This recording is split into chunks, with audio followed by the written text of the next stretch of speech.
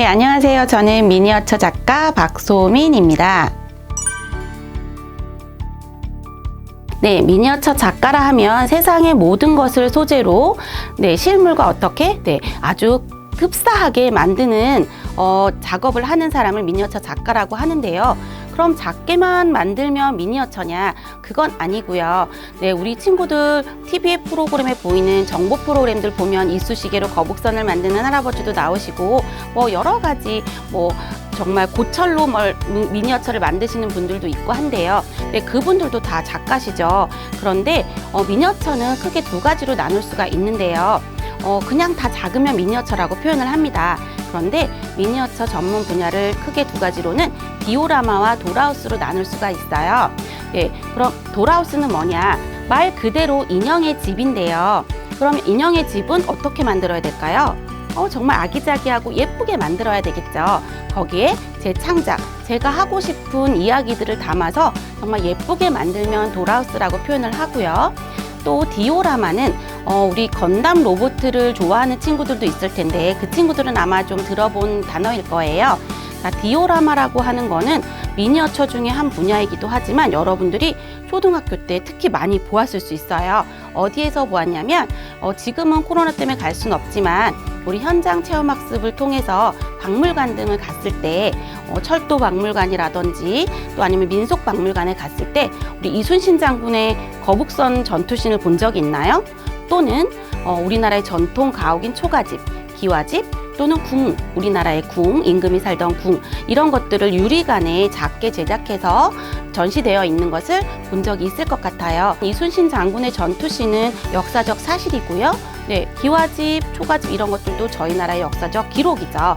이렇게 역사적인 사실이나 어떠한 특정한 상황들, 예전에 그 기차를 보관하고 싶은 그런 상황들을 배경들과 함께 특정 사실을 정말 사실적으로 재현해낸 것들을 디오라마라고 합니다. 그래서 돌하우스는 조금 더 상상과 창작을 가미한 것이라고 할 수 있고 디오라마는 사실을 재현한 것이라고 표현할 수 있겠습니다. 네, 미니어처 작가는 특별히 자격은 없지만 누구나 남녀노소 다 할 수 있고요. 관심만 있다면 정말 어떤 누구도 다 시도할 수 있는 직업인데요. 단 시작할 때 약간의 기술을 요하기 때문에 정말 실무가 100% 필요하다는 말씀을 드리고 싶어요.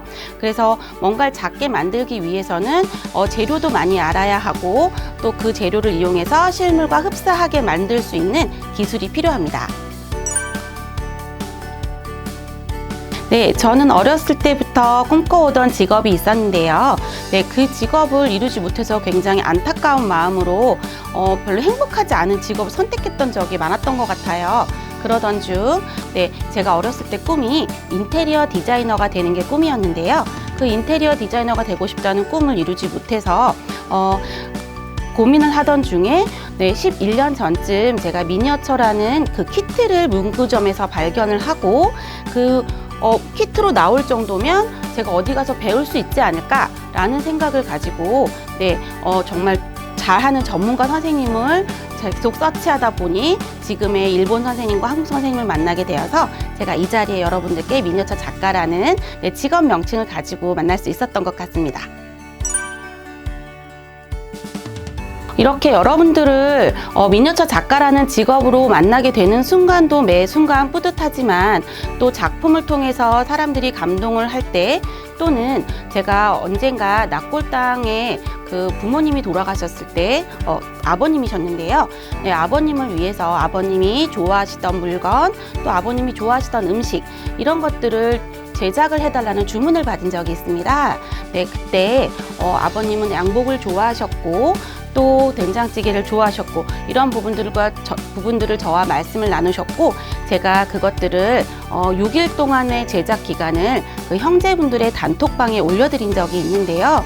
가족분들께서 형제 자매들께서 그 6일 동안 아빠를 잊지 않고 또 생각할 수 있게 해주셨다고 너무나 감사하다고 저에게 커피 쿠폰도 선물해 주시고 정말 너무너무 감사하다는 말을 재차 하셨을 때 그때 저도 약간 울컥하면서 보람과 뿌듯함을 느꼈던 것 같아요.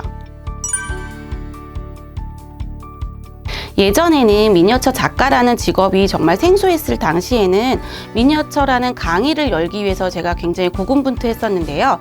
그때 왜 이렇게 좋은 직업을 왜 몰라주지? 라고 하는 힘든 시절을 거치기도 했지만 지금 생각해보면 그건 힘든 일은 아니었고요.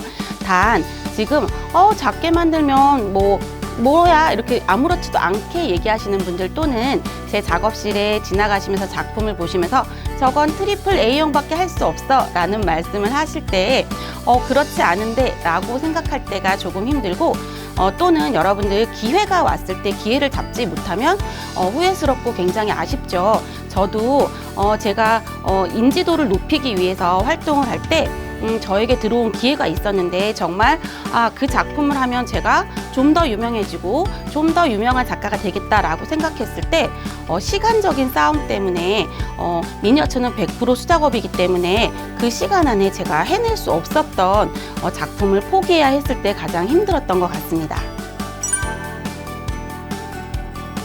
네, 저는 MBTI 성격 유형으로 보면 ENFP라는 유형을 가지고 있는데요. 우리나라에 4%밖에 없다라고 해요. 그래서 저는 직업이 좀 많이 바뀌는 성향이 있었는데요. 지금 생각해보면 다 연결고리가 있는 직업들이었는데 사실 그 당시에는 더 많이 벌었던 것 같아요. 그런데 미니어처를 시작하고 미니어처 작가가 되기 위해서 제가 올인했던 그 몇 년간의 시간들을 돌이켜보고 지금 현재로서는 이렇게 온라인 시대도 열리고 제 작품이 많아지고 제가 전시회도 하고 또 이렇게 강의를 하면서 점차 수입이 나아지고 있거든요. 그래서 또는 미니어처가 광고로도 많이 나오게 되고 주문 제작이라든지 쓰임새가 많아지는 이런 시대가 오면서 지금은 여러분들이나 친구들이나 저에게 언제든 맛있는 걸 사달라고 하면 사줄 수 있을 정도이기 때문에 저는 지금 굉장히 만족하고 있습니다. 네, 저는 중학생 때 여러분들처럼 공부를 잘하는 친구도 있고 공부를 좋아하지 않는 친구도 있을 텐데요. 저는 초등학교 6학년 때부터 중학교 때까지 쭉 이어오던 꿈이 인테리어 디자이너라고 말씀을 드렸는데요. 그 인테리어 디자이너는 뭘까요? 네, 건축 안에 그 건축을 한 그 건축 안에 실내 부분을 디자인하는 사람이 있겠죠. 그런 인테리어 디자이너가 너무나 되고 싶었는데 그렇다면 여러분들은 제가 지금 꿈을 이뤘다고 생각하시나요? 네, 저는 여러분들께 항상 자신 있게 말씀드립니다. 저는 꿈을 이뤘다고. 왜냐하면 미니어처 안에서는 모든 직업도 경험할 수 있고 어떠한 집도 만들 수 있기 때문에 저는 제가 꿈을 이뤘다고 생각합니다. 네, 저는 여러 가지 직업을 거치면서 어렸을 때 꿈이 슈퍼맨이 되고 싶은 친구도 있었을 테고, 네, 그 추상적인 꿈을 꿨을 때가 아닌, 네, 조금 중학교 때부터 고등학교 때까지 또는 대학교 때까지 계속 인테리어 디자이너가 되고 싶다는 꿈을 꾸었었는데요. 이루지 못하고 제가 미술 선생님이라는 직업도 있었고요. 또 직업 상담사라는 직업도 있었고, 토탈공예 강사라는 직업을 또 가지기도 했었는데요. 그렇다면 그때 직업에 대한 확신을 가졌었느냐? 네, 그거는 아니고 나는 계속 이것을 해야 할까? 라는 고민에 휩싸이면서 그것이 바로 진로라고 생각을 합니다. 그래서 제 진로와 직업에 대한 확신을 가진 건 제가 꿈과 일치하는 직업을 가진 지금이라고 생각을 하기 때문에 제가 미니어처 작가라는 타이틀을 가진 미니어처를 배우고 일본 선생님과 한국 선생님께 인정을 받고 강의를 첫 출강했을 때 그때가 30대 후반 정도였던 것 같아요. 30대 후반에 진로가 확신이 들었습니다. 여러분들 꼭 되고 싶다라고 하면 꿈만 꾸면 안 될 것 같아요. 그래서 꿈을 꿀 때는 자기가 노력을 하는 것도 필요하다고 생각을 하는데요. 그럼 저는 어떤 노력을 했을까요? 제가 잠시 재밌는 얘기를 들려드릴 텐데요. 저는 여러분처럼 중학교 때 수포자였습니다. 네, 그래서 수학 선생님께는 죄송하지만 수학 시간에 굉장히 미래에 살고 싶은 집이라든지 내가 갖고 싶은 방, 옷방, 거실, 주방 이렇게 다양한 그림들을 그리면서 제 꿈을 키워나갔던 것 같아요. 그리고 관련 학과인 디자인을 전공을 했는데 인테리어 디자인이 아니었기 때문에 후회를 하지는 않지만 그것이 지금 나중에 보니까 굉장히 도움이 됐고요. 항상 꿈을 잊지 않고 생각을 하고 있고 또 그 꿈을 이루기 위해서 정보를 많이 얻는 것이 중요하다고 생각합니다. 네, 저는 진로와 직업에 대한 확신을 가지고 미니어처 작가 생활을 하고 있는데요. 그렇기 때문에 여기서 그럼 다 이뤘으니까 내 진로는 끝인가? 라고 생각하지 않고 저는 저희 선생님께 배웠을 때랑 또 지금 작품을 하면서 만족도 하면서 또 만족하지 못하는 부분도 생기고 이런 것들이 굉장히 저를 발전시키는 것 같은데요. 그래서 저는 저만의 색깔을 가질 수 있는 화가나 글을 쓰는 작가들만 자기 스타일이 있는 게 아니라 미니어처 작가들도 자기 스타일을 가진 분들이 굉장히 많거든요. 그래서 먼저 선배들의 그런 스타일들을 창조하는 모습을 보고 저도 꿈이 하나가 생겼는데요. 계속 만들어내는 것도 하지만 저는 좀 동화책을 좋아해요. 그래서 동화 미니어처 작가가 되는 것이 꿈이고 그 꿈을 이루기 위해서 또 열심히 동화책을 열심히 보고 있는 중입니다. 저는 그런 진로와 직업이 같을까라는 의문을 많이 가졌었는데요. 결국 제가 꿈꾸는 진로나 꿈꾸는 꿈, 또 직업은 진로를 통해서 직업과 꿈에 가까워지지 않나라고 생각합니다. 그래서 저는 직업과 진로는 같다라고 생각을 합니다. 꿈이란 자기가 행복한 일을 만드는 것이 꿈이라고 생각하는데요. 그래서 우리가 모두가 행복해지고 싶고 되고 싶은 것이 꿈이잖아요. 제가 중학교, 고등학교 때 저희 선생님께서 해주신 말씀이 생각나는데요. 꿈을 크게 가지면 그 꿈이 꼭 이루어지진 않지만 꿈에 다가갈 수는 있다라고 말씀을 해주신 것이 제가 아직 잊혀지지 않고 지금도 계속 모토로 삼고 있는 말인데요. 여러분들도 그래서 꿈을 계속 꾸면서 꿈을 잊지 않으면 언젠가는 꿈에 다가가게 되거든요. 그래서 저는 자기가 행복한 일을 하는 것이 꿈이라고 생각합니다. 정말 이제 초등학교를 벗어나서 우리 중학교, 중딩이라고 하죠. 그래서 여러분들에게 굉장한 많은 꿈과 또 진로에 대한 정보가 펼쳐져 있는 이 시대에 여러분들이 정말 원하는 꿈과 직업이 일치했으면 좋겠고요. 또 그러기 위해서는 여러분들이 책상에서 공부만 한다고 되는 것은 아니라고 생각해요.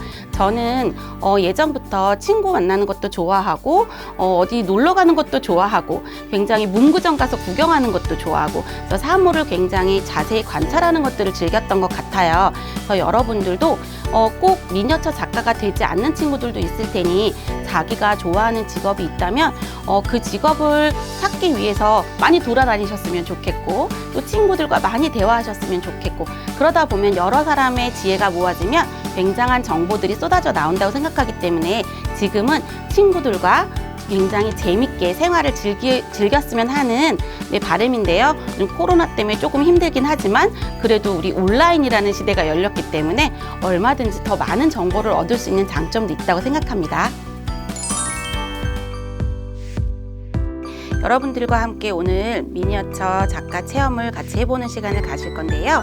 네, 좀 전에 말씀드렸던 우리 미니어처와 디오라마의 차이점을 잠깐 한 번만 더 말씀드리고 갈게요. 자, 미니어처는 일반 명사로서 작게 만들어 놓은 것을 한마디로 작은 모형인 거죠. 그래서 돌하우스를 포함하는데요. 저는 돌하우스를 전공을 했고요. 돌하우스라고 하면 인형의 집이나 인형이 살 만한 공간을 말하는데 그 안에 예술과 창작을 가미한 것이고 그래서 소품들이 굉장히 중요한 요소로 작용을 하죠. 또 디오라마는 실물을 모형화한 건물이나 배경을 정말 사실적으로 특정한 상황을 충실하게 재현한 것들을 말씀드린다고 했습니다. 네, 이 장면은 제가 주문 제작을 받았던 사례이고요. 낙골당에 그 아버님을 위해서 주문하셨던 분인데요.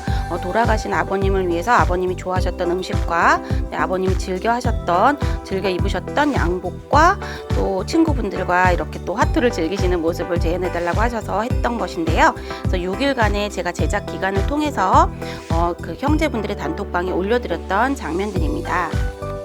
이렇게 제작이 된다라는 거. 그렇다면 이 미니어처 돌하우스 이런 것들이 어디에 도대체 사용이 되는지 여러분들과 함께 잠시 살펴볼 건데요. 이미 영화에 굉장히 많이 나왔는데 여러분들이 모르고 지나치시는 경우가 굉장히 많았을 거예요. 왜냐면 영화관에 가서 보면 우리 화면이 굉장히 크잖아요. 그런데 그 화면에 크게 보이는 것은 촬영 기법인 거고요. 이렇게 애니메이션을 통해서 주인공은 지금 클레이로 만들어진 거고요. 그 뒷 배경들은 돌하우스로 표현이 됩니다. 또는 우리 친구들이 좋아하는 예능 프로그램이죠. 예능 프로그램의 그 예능 프로그램의 특징을 잘 설명하기 위해서 중간중간 우리 광고도 있고 또 그 부분을 또 알리기 위한 장면들이 방송이 되는데요. 이렇게 아는 형님이라는 예능 프로그램에서 인형들은 레고로 표현을 하고 또 배경들은 도라하우스가 들어가는 장면이고요. 또 제가 제일 좋아하는 최애 프로그램인데요. 제가 유재석을 좀 개인적으로 좋아하는데요. 특히나 제가 좋아하다 보니 유키즈 언더블럭에는 굉장한 미니어처 소품이 많이 나오고 있어요. 여러분들도 앞으로 보시면 이제 찾을 수 있을 것 같아요. 이렇게 나오는 직업군들에 따라서 그 직업을 설명하거나 아니면 장면을 설명하기 위해서 미니어처가 이용되는데, 이 영양사가 나오셨던 장면에는 떡볶이와 어묵을 미니어처로 제작해서 영양사라는 직업을 표현하셨고요. 또는 고춧가루 창시자라고 하면 미니어처 장독대와 또 빨간 고추를 장면에 볼 수 있었고요. 또는 지지난주인가에는 아나운서와 그 가수가 나온 적이 있었는데요. 그때는 또 마이크가 미니어처로 제작이 되어서 화면에 비추는 걸 볼 수 있었습니다. 이렇게 광고와 방송에도 미니어처와 디오라마가 많이 쓰인다는 거 알아주셨으면 좋겠고요. 그럼 이렇게 미니어처 작가가 되기 위한 자격으로서는 실무가 100%이죠. 실물과 똑같이 흡사하게 만들어야 되는 일이기 때문에 어찌됐든지 자기 실력이 가장 중요한데요. 수학 공식처럼 공식을 나타낼 수 없고 작가마다 만드는 방법들이 다르기 때문에 우리나라에는 아직 학과가 개설되어 있지는 않고요.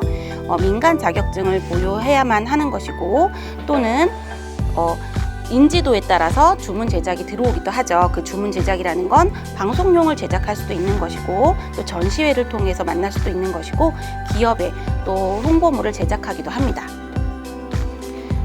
그래서 제가 여러 가지 만들다 보니까 저도 책에 출연을 하게 되었고요. 목공예 작가들이 출연하게 된 그 책 출간 1호에 핸드라는 1호에 제가 출연하기도 하였습니다. 그리고 저는 전시회를 통해서 여러분들을 만나는데요. 이거는 제가 3년 전에 숲속의 작은 집과 또 2017년도에는 조선시대를 표현했던 작품 만나보실 수 있고요. 또 우리 코로나가 바로 전 2019년 5월에는 저는 길거리 음식을 굉장히 좋아해요. 여러분들 떡볶이 좋아하시나요?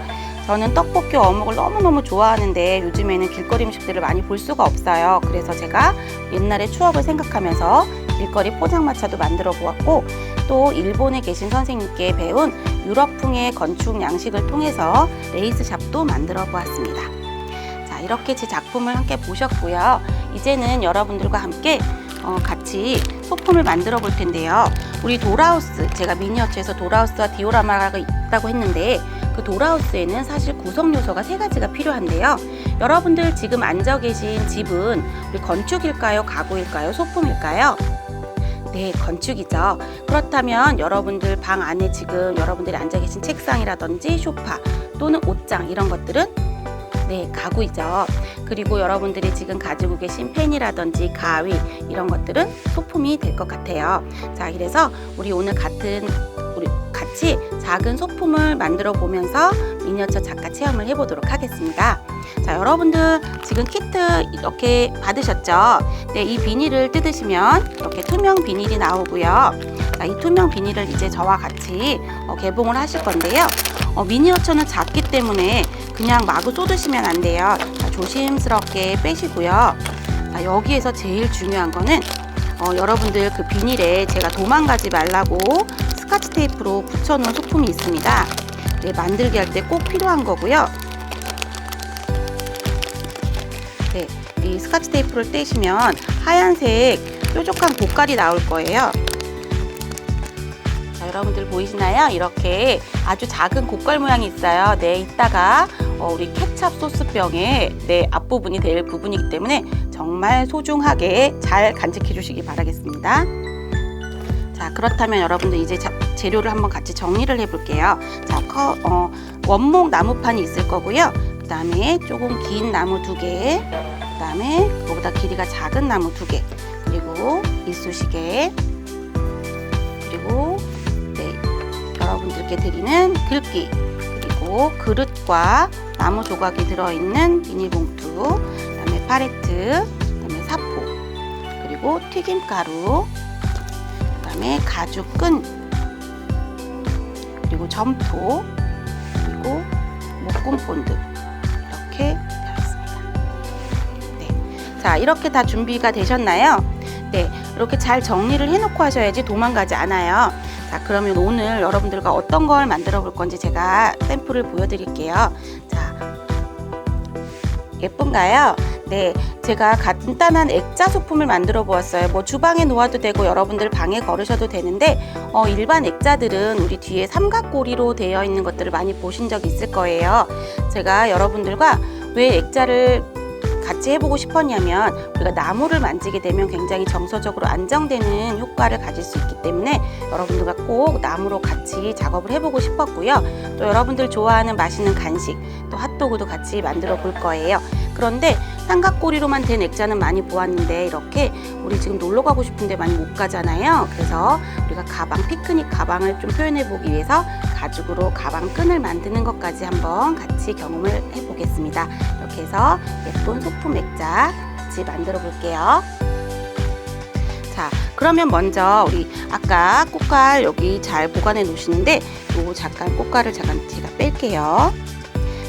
이거는 우리 너구리 다시마라고 표현한 친구들이 있었어요. 네, 아니고 네, 사포인데요. 자, 그러면 우리가 나무를 이제 다듬어야 해요. 그래서 자, 우리가 나무를 무심코 손으로 만졌을 때 가시 박혔어 라는 말 하시죠. 그래서 이 가시밥을 제거를 해줄 건데요. 네, 여러분들 보시면 모서리만 살짝 제거를 해주시면 돼요. 그래서 정말 가볍게 톡톡 털듯이 네, 너무 많이 문지르면 둥그러져요. 그래서 둥글게 하고 싶을 땐 그렇게 하지만 네, 모서리 부분만 살짝 가시밥을 제거를 해줄게요. 자, 이 부분도 마찬가지고요.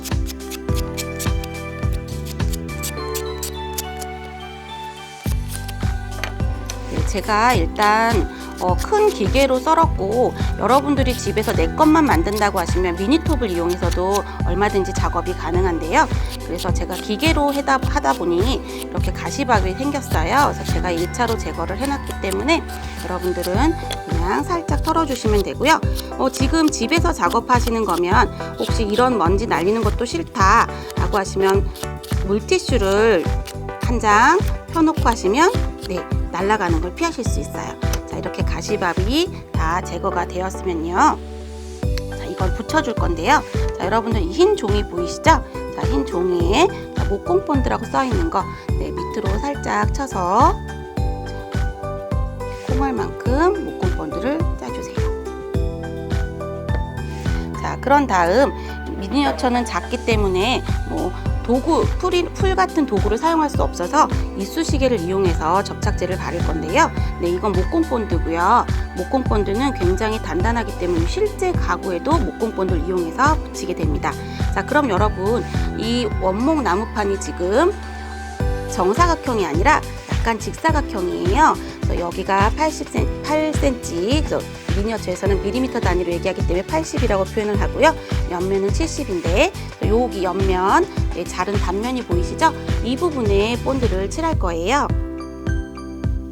자, 그래서 조금 목공 본드를 가져오신 다음에 이쑤시개로 골고루 발라주시고 밖으로 많이 튀어나가지 않도록 여러 번 터치해 주시는 게 중요해요. 왜냐면 나무가 숨을 쉬죠. 그래서 여기 숨구멍이 작게 나 있는데요. 자꾸 목공본드를 흡수하다 보니까 잘 안 붙어요 라고 얘기하는 친구들이 있어요. 그래서 여러 번 해주시고요.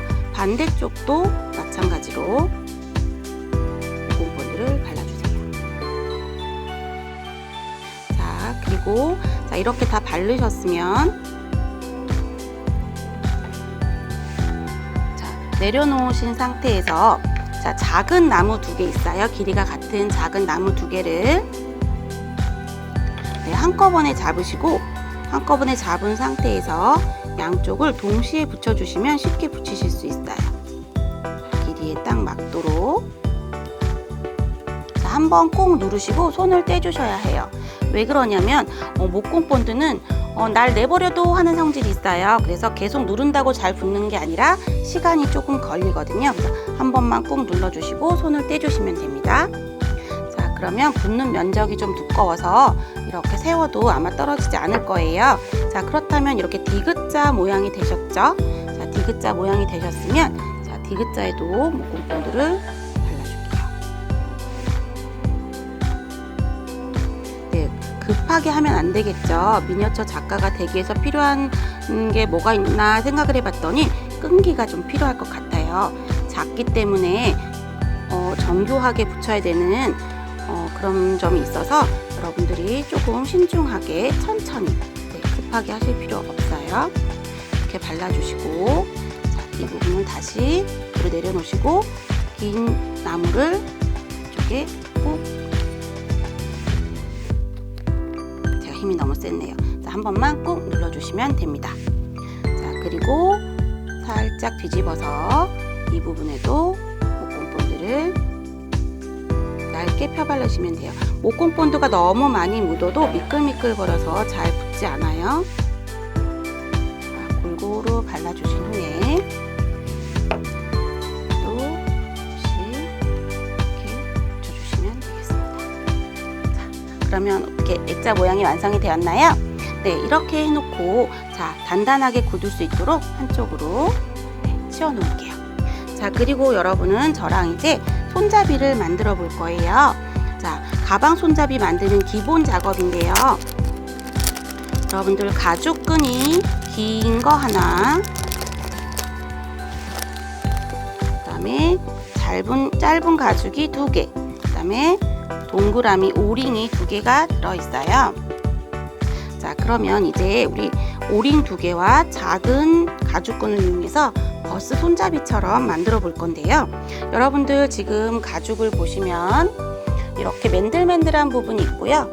뒤집으시면 조금 흐린 부분이 있어요. 자, 어디가 앞이냐면 진한 색이 앞부분이 되도록 만들 거예요. 자, 그렇다면 자, 흐린 색이 보이게 자, 오링을 통과할 거예요. 이렇게 통과해서 반을 접어주시면 어떤 모양이 되냐면 이렇게 버스 손잡이 모양이 되거든요. 자, 그렇다면 여기 반을 끼우시고 잡으신 상태에서 여기 사이에 목공 본드를 발라주실 거예요. 너무 많이 하지 마시고 얇게 펴발라주세요. 자, 이렇게 한 다음 자, 꾹 잡고 5초간 있을게요. 하나, 둘, 셋, 넷, 5. 자, 그러면 이렇게 버스 손잡이 모양이 되었습니다. 자, 나머지 한쪽도 같이 하겠습니다. 자, 여러분 흐린 쪽을 내가 보이게 끼우시고 반을 접어주시면 됩니다.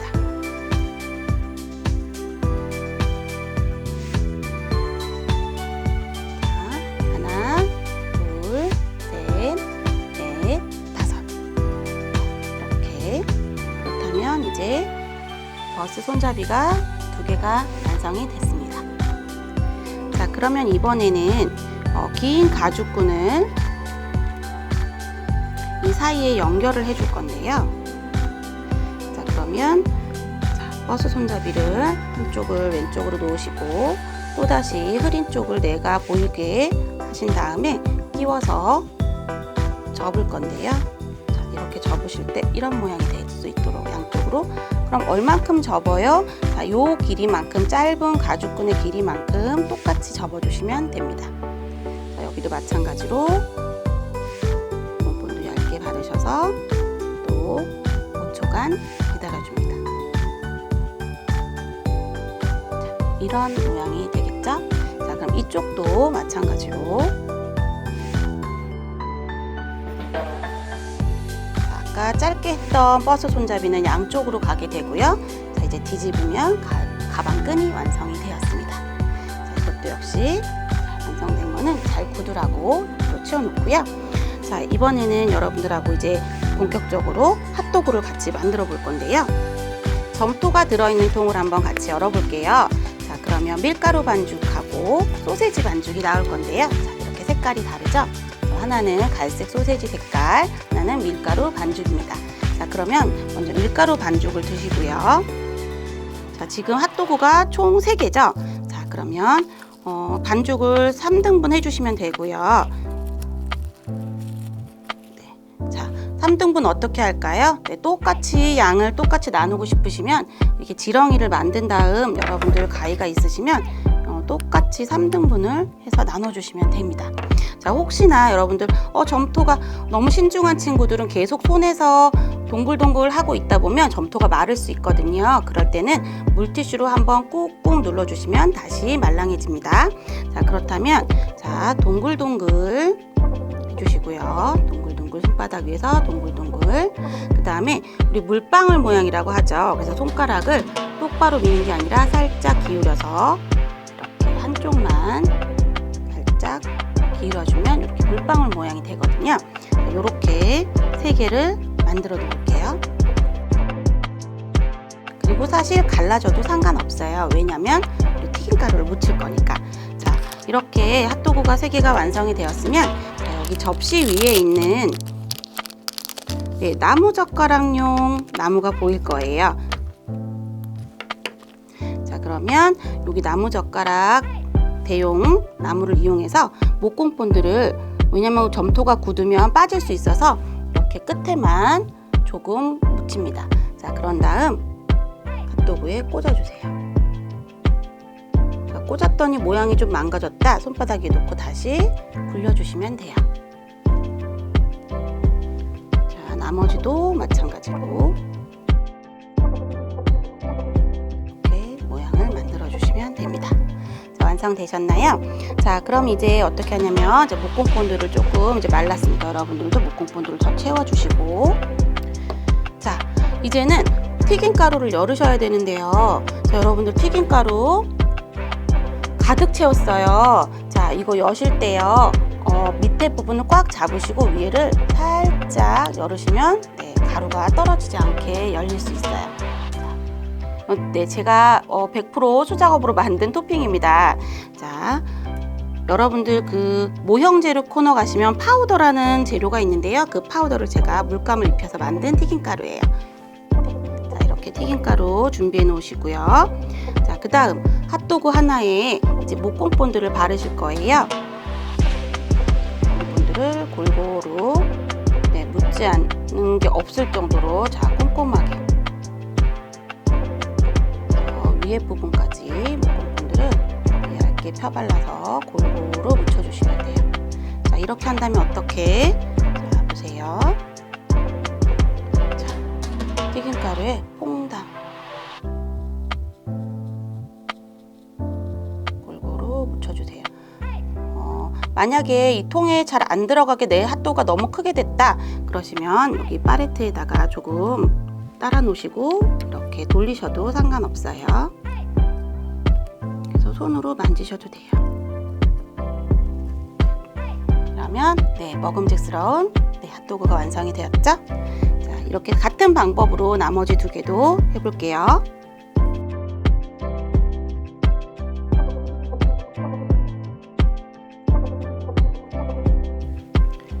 자, 그러면 이렇게 핫도그가 3개가 완성이 되었는데요. 소세지가 보이지 않죠?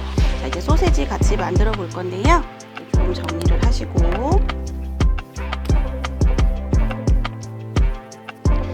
자, 핫도그가 조금 굳을 동안 우리 다른 거를 좀 해볼게요. 자, 여기 아까 접시와 같이 들어있었던 빨강색 나무 토막이 보일 거예요.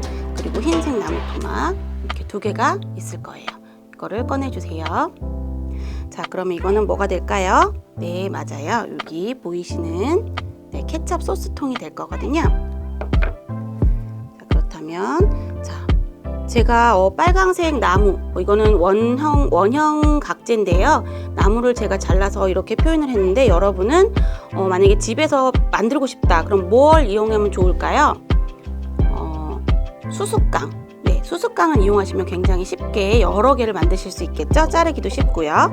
자, 그럼 이 부분, 자, 색칠이 안 된 부분에 목공본드 살짝 바르시고요. 그리고 여기도 흰색도 마찬가지로 한쪽은 색이 안 칠해져 있어요. 색 안 칠해진 부분을 위에다가 붙여주시면 됩니다. 자, 어렵지 않죠? 자, 그 다음 우리 아까 조심조심 했던 제가 꽃갈, 흰색 꽃갈, 제일 작은 거. 자, 이거는 작기 때문에 직접 목공 본드를 이 위에 붙일게요. 밑부분에 목공 본드를 찍으셔서 좀 많이 하셔도 돼요. 많이 하신 다음에 가운데 부분에 붙여주시면 네. 자, 목공 본드 기다려주면 굉장히 단단하게 붙거든요. 자, 이렇게 케첩 소스병 완성 되셨나요? 네. 자, 이것도 잘 굳으라고 놔두고요. 자, 그러면 이제 소세지를 한번 만들어 볼 텐데요. 자, 여러분 여기서 나는 얘 도저히 못생겨서 여기 놔줄 수가 없어 라고 생각하는 거 하나만 골라주시고요. 자, 그 다음에 우리 이쑤시개 쓰지 않은 새 거 있어요. 자, 이 새 걸로 우리가 비어 물은 것처럼 표현을 하려면 어떻게 해야 하냐면 콕콕콕콕 내가 자르고 싶은 만큼 반 정도로 자르고 싶다 그러면 반 정도에 자, 이렇게 콕콕콕콕 찔러주세요. 자, 콕콕콕콕 찔러서 찌른 다음 반을 떼주시면 됩니다. 자, 정말 밀가루 반죽처럼 떼어지죠. 자, 이렇게 반죽이 떼어지면 이쑤시개로 조금 다듬어 주시고요. 좀 판판하게 해 놓으신 다음에 자, 아까 소세지 점토 있다고 했어요. 자, 갈색 점토 꺼내시고요. 여기에서 조금만 떼어내시면 돼요. 아주 조금만. 자, 크기는 뭐 3mm, 2mm 이렇게 아주 조그맣게 통할 만큼. 근데 나 소세지 좋아해? 크게 하셔도 상관없어요. 핫도그의 지름보다는 작아야겠죠? 자, 이렇게 동글동글 작게 되셨으면 자, 여기 지금 핫도그 위에 여기 밀가루 반죽 보이시죠? 자, 밀가루 반죽 가운데 목공 본드로 살짝만 찍어주시고요. 그 다음 자, 아까 방금 만들었던 소세지 동그라미를 가운데 꼭 붙여주세요. 그런 다음 어떻게? 그냥 손으로 누르시면 돼요. 자, 손으로 누르시고 자, 얘 깨물었으니까 이렇게 질감을 표현해 줄 거예요. 이쑤시개로 톡톡톡톡 하셔가지고 저 소세지 엄청 좋아해요. 소세지가 엄청 많은 핫도그 완성이 됐고요. 또 반대쪽 아까 반 잘라 놓은 네, 그 안에도 어떻게 네, 소세지 점토 아주 조그만 동그라미 만드시고요. 조그만 동그라미가 만들어졌으면 가운데 목공 본드 살짝만 네, 그리고 이쑤시개로 이렇게 찍으시면 따라 올라와요. 이렇게 해서 가운데 넣으시고 눌러주시면 돼요. 되셨나요? 자, 그리고 옆에 부분을 질감을 꼭 찍어주시면 소세지가 박힌 것처럼 보이시죠? 자, 이렇게 그러면 소세지가 완성이 되었고 자, 이거 배치는 누구 마음대로 하면 될까요? 여러분 마음대로 하시면 되는데요. 자, 이거 지금 좀 굳더라고 놔두시고 이제는 자, 마지막 단계는 이제 액자를 완성해 볼 건데요. 자, 아까 우리 처음에 만들어 두었던 자, 액자에 이제 가방끈을 달아볼 시간이에요. 자, 끈의 길이는 나는 끈 길이를 조금 길게 하고 싶다, 위로 길게 하고 싶다 그러시면 이렇게 짧게 하시면 되고요. 조금 너무 길다 싶으시면 옆으로 조금 늘리시면 돼요. 그래서 자, 위치를 잡으세요. 위치를 잡으시고 위치를 잡았으면 네, 한쪽에 목공 본드를 바르시고 저는 그냥 편하게 양쪽 다 바를게요. 자, 바르시고 자, 위치를 잡은 쪽에 꾹 누르시고 그러면 간격이 같게 이쪽에서 5mm 정도 남기셨으면 이 오른쪽에서도 5mm 정도 남게 그래서 꾹 눌러주시면 됩니다. 자, 이렇게 그러면 가방 끈이 완성이 되었고요. 자, 그러면 이번에는 자, 여러분들께 좋은 글귀가 되라고 제가 캘리를 이용해서 글씨를 써봤는데요. 이제 프린트를 했어요. 네, 기억해 너는 세상을 빛으로 가득 채울 수 있는 존재라는 걸 누가 말했나요? 백설공주가 얘기했네요. 자, 이 부분을 검정색 라인을 저는 살렸는데요. 그것도 여러분들 마음이에요. 검정색 라인을 살려서 오려주시면 됩니다. 자, 오리고 난 다음 자, 오리셨으면 자, 스티커거든요. 자, 스티커를 손을 이용해서 이렇게 튕겨주시면 쉽게 뜯으실 수 있어요. 구기지 않아도 여러 번 이렇게 긁어주시면 이렇게 두 개가 분리가 되거든요. 자, 분리된 투명한 종이를 액자의 가운데 부분에 붙여줄게요. 네, 이렇게 스티커를 이용해서 붙여주시면 됩니다. 자, 그럼 이제 핫도그를 붙여볼게요. 자, 접시에 여러분들 목공본드 굳으면 투명해지니까 목공본드 많이 묻는다고 걱정하지 마시고요. 자, 내가 놓을 위치에다가 이렇게 동그랗게 붙이셔도 돼요.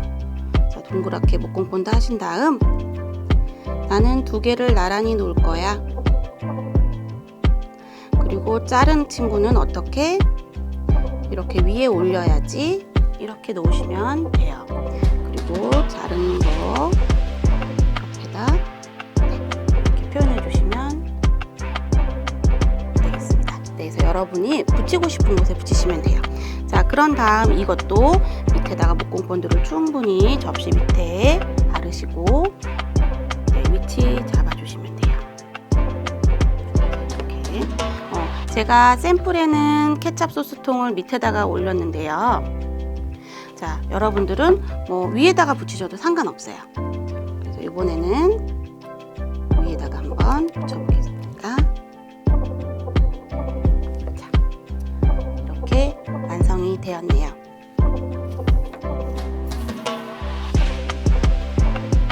자, 여러분들 다 완성되셨나요? 자, 그러면 같이 우리 만들어 보았는데 먹음직스럽게 됐나요? 네, 저도 지금 막 너무 배가 고파지려고 하는데요. 네, 여러분들 재밌게 만들어서 여러분들 책상이나 또는 또는 엄마에게 선물하실 분들은 주방 이렇게 소품으로 잘 활용하시기를 바라겠고요. 네, 저는 지금까지 미니어처 작가 박소민이었습니다.